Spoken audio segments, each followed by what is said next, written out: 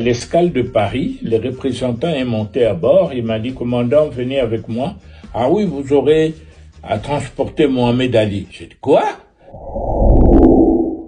Je m'appelle Simon Diassodois, je suis né à Léopoldville, actuellement Kinshasa, le 14 novembre 1942. À l'époque, le Congo était une colonie belge et donc je suis né pendant la colonisation. Tout le monde savait ce qu'il pouvait faire, ce qu'il ne pouvait pas faire. Tout ce que moi je me rappelle, c'est qu'à partir de 17h30 ou 18h à l'époque, tout ce qui n'était pas blanc devait quitter la ville blanche pour rejoindre la cité indigène, sauf les quelques Congolais qui étaient spécialement autorisés à rester. Tous les Congolais savaient qu'à 18h, ils devaient quitter. S'ils se faisaient attraper, ils risquaient même la prison.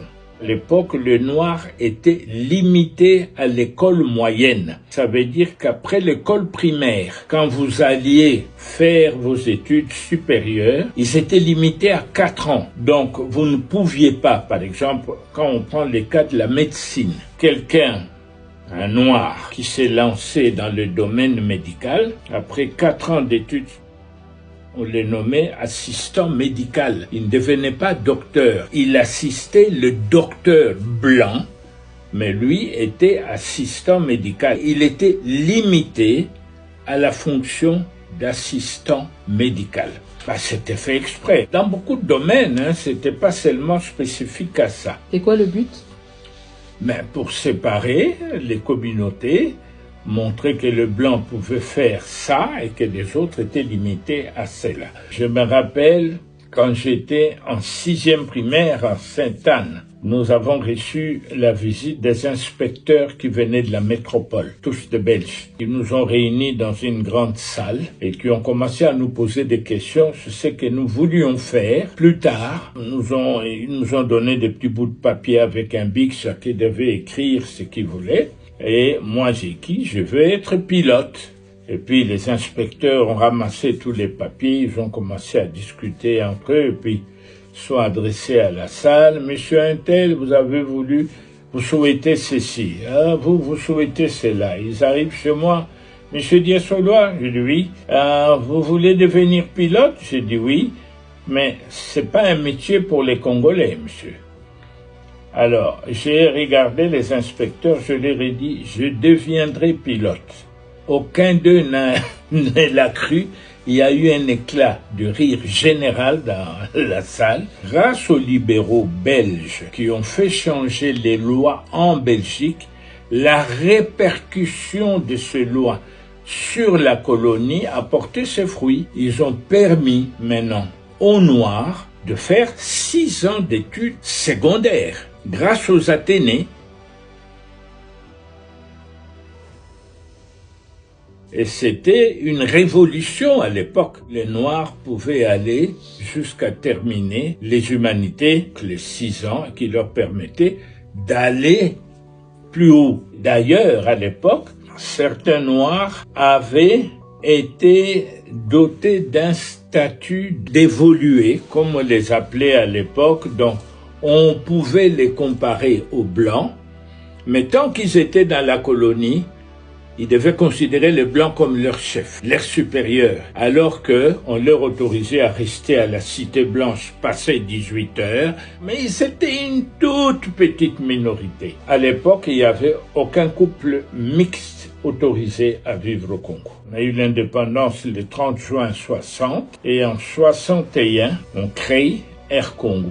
Et là, je vois que la nouvelle compagnie cherchait des candidats pilotes qui devaient être envoyés en formation en Europe. Et sans rien dire à mes parents, je me suis présenté, on m'a fait passer des tests et tout. J'ai été retenu, on m'a donné comme condition, tu termines ton année, ta dernière année d'humanité en Belgique. Et c'est comme ça qu'en 61, je me retrouve à l'Athénée de Neuchâteau où j'ai fait ma dernière année d'humanité et de là, j'ai été à Liège où on m'a demandé de passer une année spéciale en maths et en physique. Donc, on m'a pris, moi et mon collègue Ilunga, on nous a envoyés à Liège, puis nous nous sommes présentés à l'école d'aviation civile où nous avons été retenus et nous avons suivi notre formation comme pilote d'avion. J'ai voulu devenir pilote et je suis devenu le pilote que j'ai voulu être.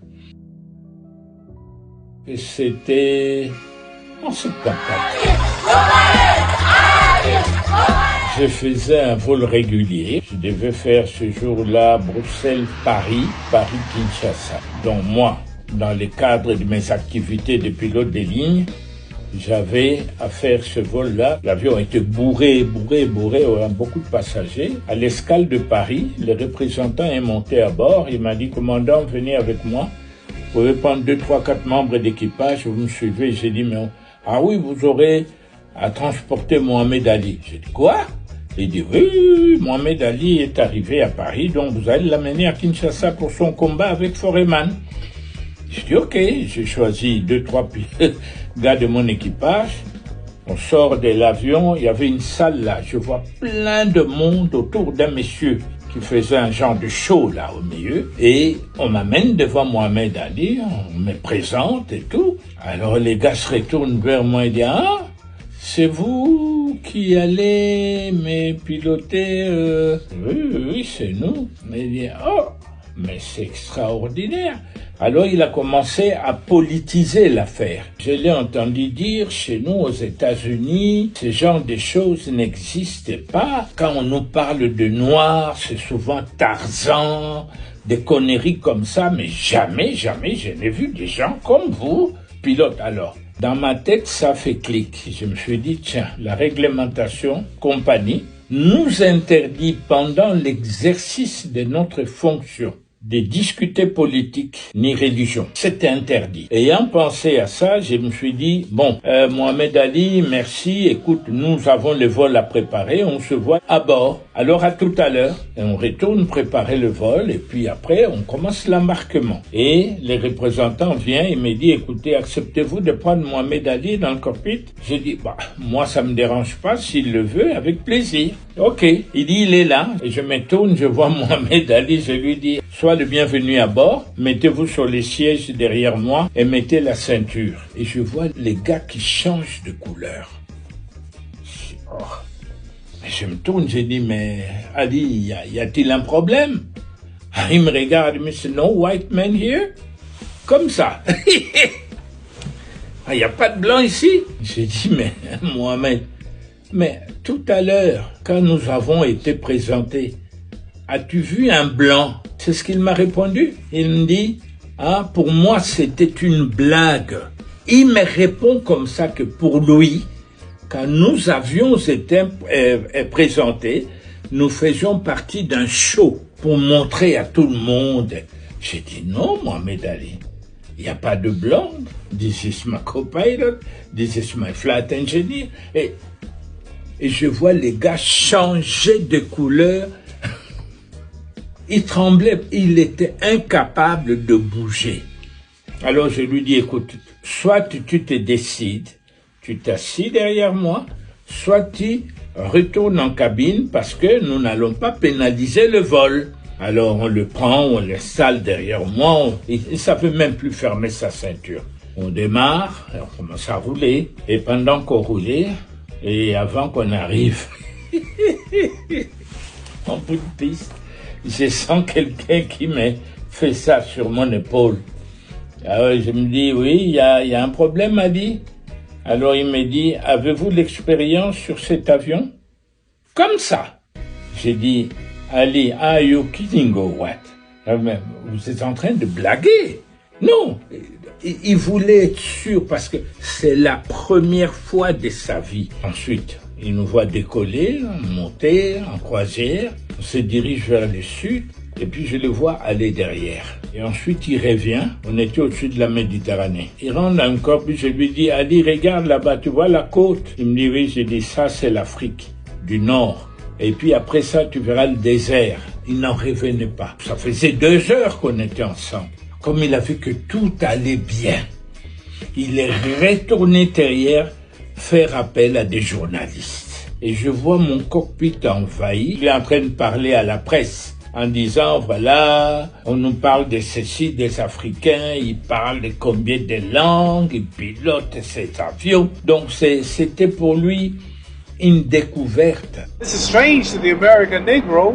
We never dreamed of this. And every time we watch television, they show us Tarzan and the natives and the jungles. They never told us that the Africans were more intelligent than we are. They speak English, French and African. We can't even speak English good. À l'arrivée à Kinshasa, on est arrivé la nuit, vers 20h passées, et on est devenus amis. On s'est même revus aux États-Unis. Il revenait de Chicago. Dès qu'il m'a croisé à l'aéroport, il a commencé à crier « My pilot, my pilot !» Même les Américains le regardaient. Je ne l'en voulais pas. Je l'ai compris tellement mieux parce que je suis passé par là. Le racisme à l'époque, c'était pas un jeu, C'était pas un jeu. Je comprenais tellement bien Mohamed Ali. Je me suis remémoré ma première arrivée en Belgique. En 61, on était sur la route entre l'aéroport de Bruxelles National et Bruxelles. Et pour la première fois de ma vie, je vois des travailleurs tout au long de la route avec des pelles et tout ça qui travaillaient et je regarde, j'étais choqué. Pourquoi? Tu vois un colonisé qui est indépendant depuis 1 an, qui de toute sa vie n'a jamais vu un blanc faire du travail manuel. Je vois ces blancs en train de creuser. Oh, même eux aussi font le travail qui s'exige de nous en Afrique. Déjà, à ces jours-là, j'étais choqué par la première réalité de la vie que je voyais vis-à-vis des gens que je considérais comme supérieurs.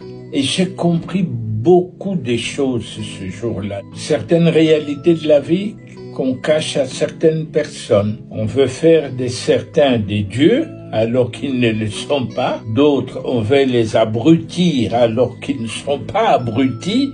Et c'est à partir de ce moment-là que j'ai compris qu'on est tous manipulables. Qui que vous soyez, c'est une question d'être manipulé ou pas. Et j'ai compris les réactions qu'Ali avait ce jour-là en faisant ces liens, moi qui sortais de la colonisation. Papa n'a pas fait des grandes études, il savait à peine lire et écrire, mais ce qu'il a inculqué dans ma tête, c'est quelque chose d'exceptionnel. Ce n'est pas le fait d'avoir 5-10 diplômes d'université qui fait de nous des gens exceptionnels. Si tu n'as pas la sagesse, tu ne vaux rien, tu n'es rien. Et j'ai jamais oublié ce conseil qui m'a servi jusqu'à aujourd'hui.